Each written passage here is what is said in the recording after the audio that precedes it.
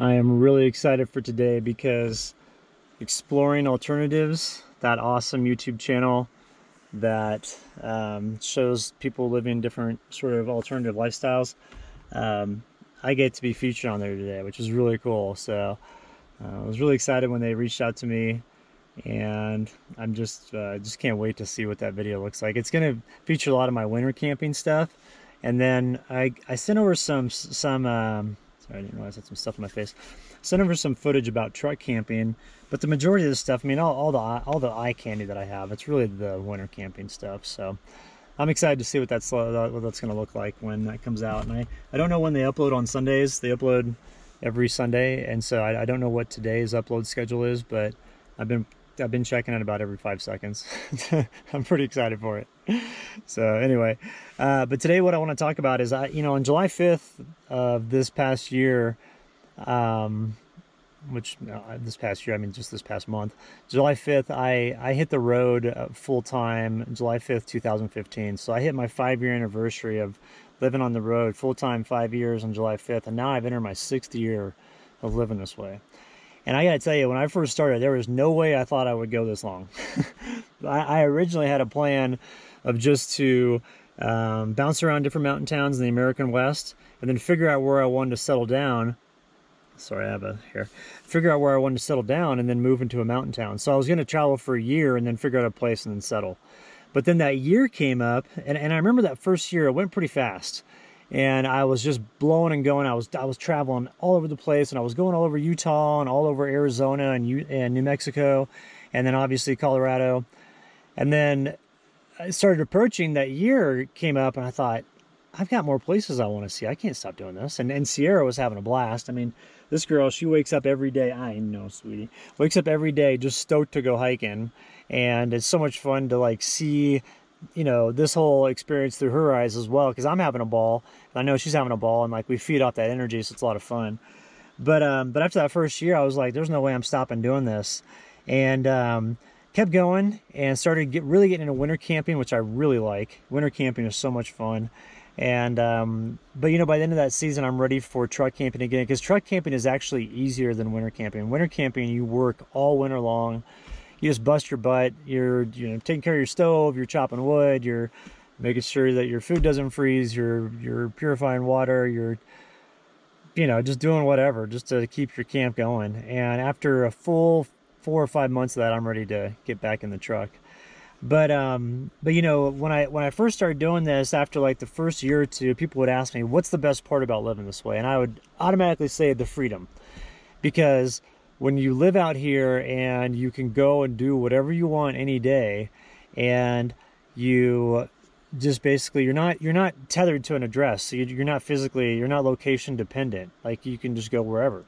So if some area's really cool and you like it, you can hang out and meet some friends, maybe rent a place in town if you wanted to really get the local vibe, or if you just wanted to kind of bounce around, you could probably camp in the local area, and then you move on to another place, and it's great.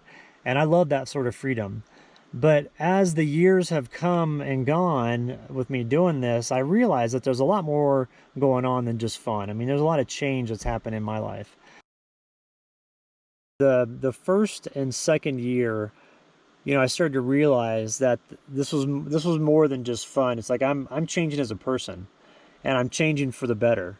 And I started to notice like my ego was much more in check. I wasn't as judgmental of people, because I didn't know what people's scenarios were, because I came out here by choice. I wanted to come do this, but there's some people that are out here because of circumstance, and they're living in their vehicle that way, or living a lifestyle in their vehicle because of something unforeseen incident that happened to them that pushed them out on the streets, and they might not have a support system to help them out, but they're awesome people, and I gotta admit, like, when I was in the corporate world, I don't know if I would have socialized with those sort of people, because I was kind of arrogant. And that all of that has changed since I've been out here. It's been amazing. And it's kind of interesting. I look at my former self and I think like, oh, that young buck has so much to learn.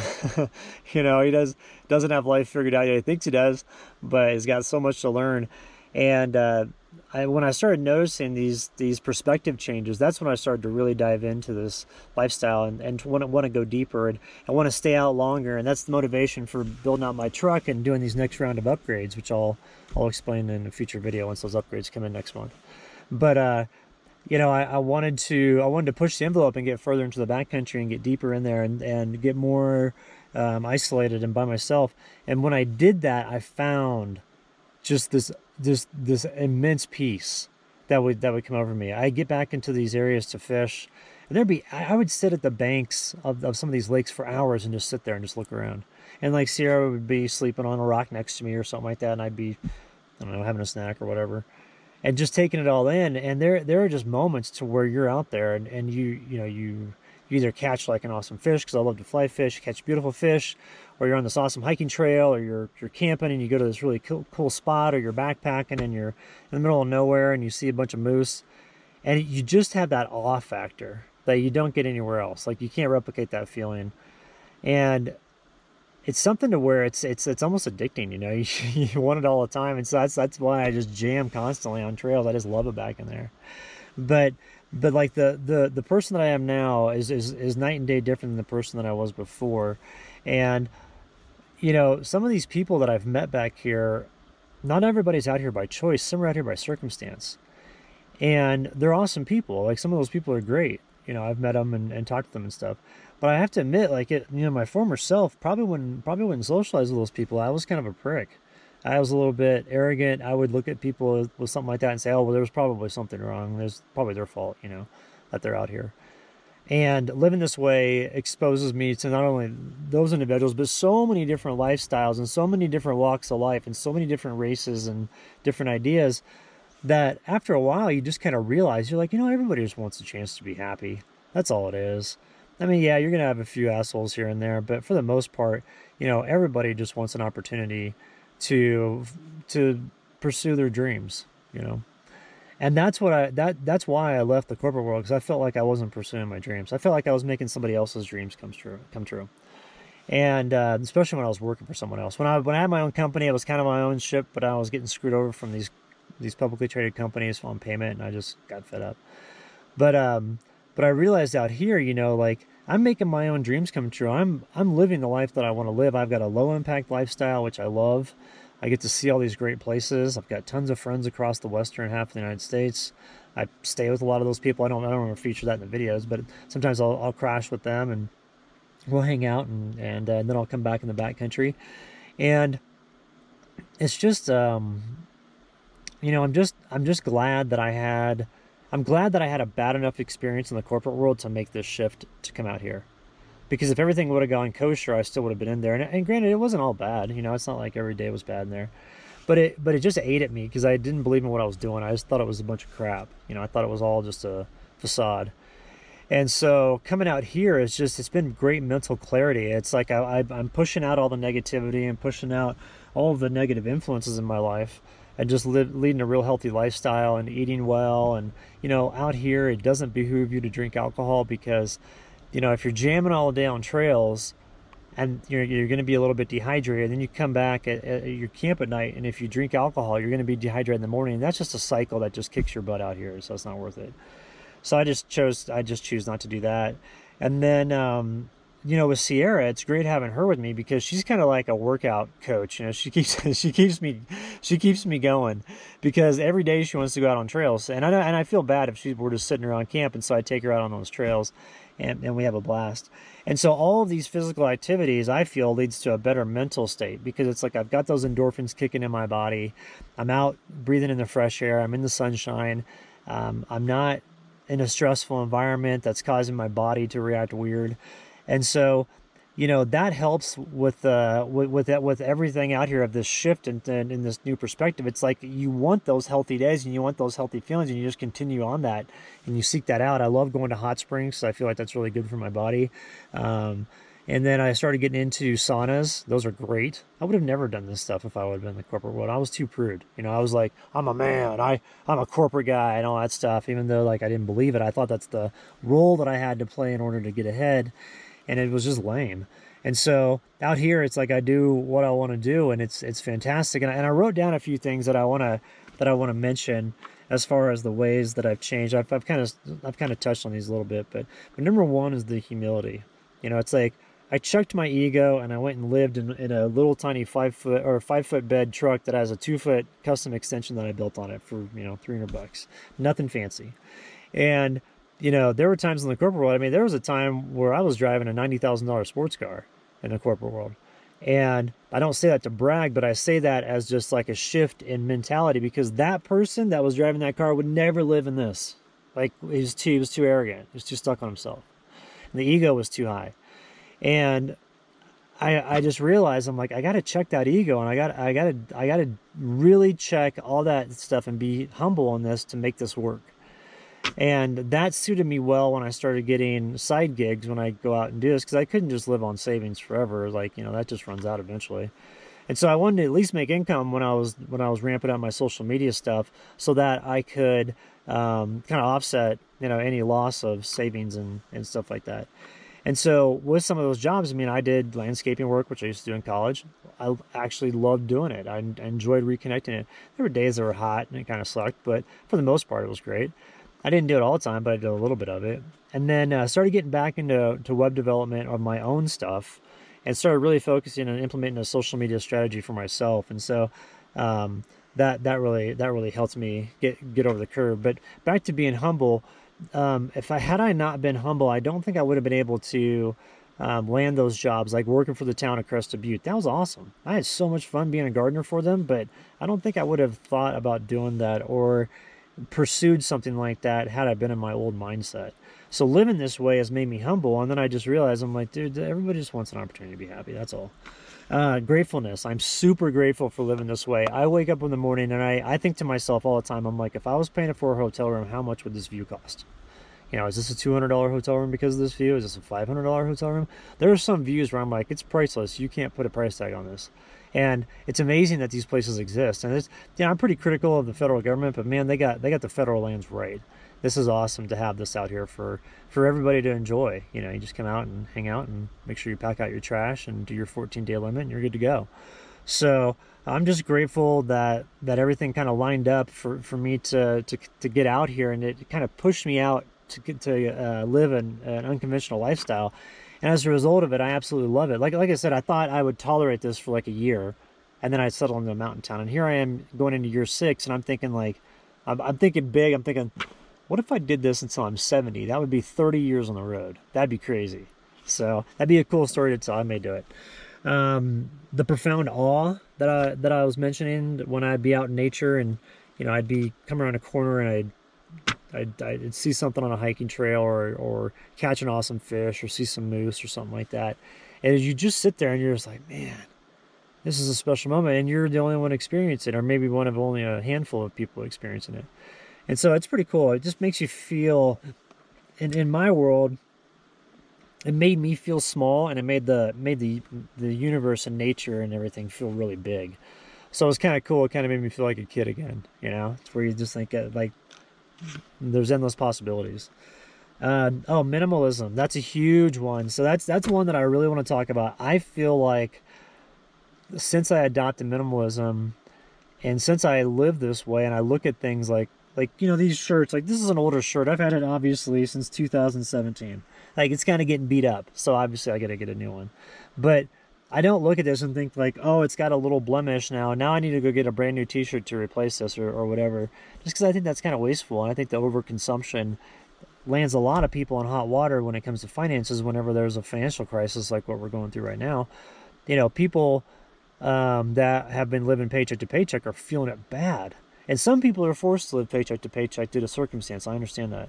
But if the majority of people, or if all Americans would just minimize what their consumption rate was and minimize what they own and all those things, I think there'd be a lot less hardship for people. I know in my life it works, and I love having a lot less things. There's just less stuff to take care of. I just got done cleaning out my entire vehicle this morning. I took all the items out of my truck and vacuumed out, took all the seats out, or the front seats out, vacuumed everything out, took everything out of the back, the fridge, everything, vacuumed a lot out, cleaned everything out underneath it, and it took me an hour. So that's my whole house, you know, basically. And then I cleaned this as well, but this was more of just like a spot clean. It didn't really need any vacuuming or anything like that. But it's nice to be able to have that. And then it's like the flexibility that comes with having less stuff, you know, especially when it applies to truck camping. I can pack up and roll. You know, if I've got everything somewhat organized, which I usually do when I'm at camp, I can easily throw this stuff in here, slide the extension in, get in my truck and roll within 5 or 10 minutes and have everything with me, which I love having that flexibility. To have the flexibility to get in my truck and just go is great, because if I'm in one area and let's say that area turns sour or a bunch of people roll in and it just kind of the vibe changes or whatever, it's like, hey, that's no problem. You know, I'll just pack up and I'll go somewhere else. I know a bunch of spots. And it's just nice just rolling with less stuff. I see a lot of people, and I was of this mindset when I was living in the house and I had my place in Denver. I would look at like the earth roamers and all those things and say, well, that's what I need to live on the road. I mean, that's like a mini house. But then now that I've been out here for so long, I realize like having something like that that's that big would be actually a hindrance where I go, because I go on tight trails and there's low hanging trees and tree branches and stuff like that.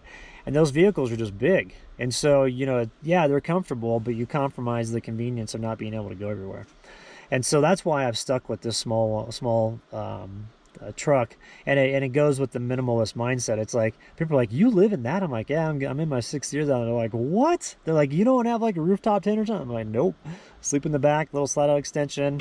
It's my cubby hole. Me and Sierra chilling here, and then we're good to go." So minimalism is a huge one, and then you know with that too, it's like the trash consumption, you know, or the items that I consume. I look for packaging now that is like stuff that I can recycle, or stuff that has like minimal packing. And if it's paper products, then I can actually burn that if I want to, and get rid of it and just turn it to carbon. But the biggest one where I like minimalism slash like conservation, and to me they kind of go hand in hand, is water, because I used to waste so much water when I had a house.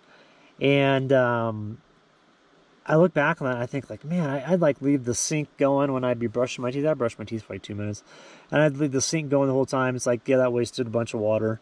Or I'd just take like epically long showers, you know. And now that I'm out here, I made a little deal with myself that I would only use water that I purified with my Guardian, MSR Guardian hand purifier. So that's the one with the pumps, which is good because I can crank through it. I can crank through the water pretty fast. But I'll tell you what, that makes you appreciate water really fast, and you don't waste a drop. When you're purifying all of your water, and that's even the water that I use to shower, I purify that too, because I use that same water to wash off dishes that's in my road shower, attached to my my roof rack. And with that, I mean, that's a 5-gallon tank. That takes a long time to purify 5-gallon by hand with a hand pump, just to fill that up, just to have like a shower. But I do it, and it makes me appreciate water. So now when I'm back in a house, you know, when I went back to Kansas to help my mom with her dog when she had her knee surgery, I drank tap water when I was there. I remember when I first got there and I drank it, I'm like, ugh, because I could taste the minerals that or whatever the additives are they put in it. You know, you can taste it. And so anyway, that's the water consumption is a huge one to me. That's the biggest waste that I see. And I think if we minimized our waste with that, it'd be a huge boon just for, you know, the planet. So, and then you know, just like overall, just living with like a smaller footprint. I think that makes me feel good, especially seeing some of these areas that, you know, since I've been on the road in just 6 years, I've seen areas degrade, and just through overuse and a lot of people. I've noticed some areas are getting hotter, so I don't know if you want to call it global warming or climate change or whatever you want to call it, but some areas just seem to be blowing up as far as temperatures are concerned. And so I'm staying at higher elevations just to stay cool in the summertime. But having this small footprint, it just makes me feel like, okay, you know, I try to be an advocate for nature when I'm out here, and I try to be an advocate for the backcountry, and I try to show best practices and what to do just by doing it, and then, you know, making mention of it. And I don't want my rig to be this huge, massive, gas guzzling, you know, monster that doesn't align with that. And so having this small footprint, it just kind of goes with everything that I was talking about with the minimalism. And then that minimalism taught me humility and taught me to check my ego. And I'm just grateful for all these experiences and everything. So I'm, like I said, you know, this is year 6, and I'm hoping to go another 24 years and make it a total of 30, which would be fantastic. And so I'm having fun. This is just a good time, and I don't want to ever want to stop. I mean, everything's going good with the social media work. That I call it work. What I do for work is I do YouTube videos. I do Patreon. I've got a couple affiliate link things that I do. I've got some website things, some things I sell on my website. And overall, it's a comfortable living. You know, it took a while to build it up, but now that it's here, it's great because I don't have any worries about income, and it's just awesome. It just makes you, you're just like, man, I got out of the system. You know, I got that corporate mentality out of my life, and that was another thing too, like deprogramming that out of your mind when you come out here, that takes years. I would still be on like year two. It'd be 10 o'clock on Tuesday morning, and I would feel bad because I wasn't at the office working. I'm like, man, it's crazy how much that was ingrained in me. And now it's to the point where I'm like, yeah, I don't even think about it. But I used to think about it, which was crazy. So, but anyway, that's my thoughts of you know how things have progressed as far as my development of being a nomad and living on the road full time. And I'd encourage anybody that's interested in doing this. You know, I'd encourage you to try it out, but test it out first before you go out and do it full time. Don't just make the leap without knowing what you're doing, because you might not like it. But test it out. Go out a week or two at a time and see if it works, and do that a couple, 5, 6 times. And if it works, then just start selling all your stuff. And next thing you know, we're probably sharing a beer at a campfire. So, but anyway, that's my 5 years on the road, kind of in a nutshell, and how it's changed me on a more profound level than just fun and excitement. So if you got any questions, just hit me up in the comment section below. And thank you for watching. All right, bye.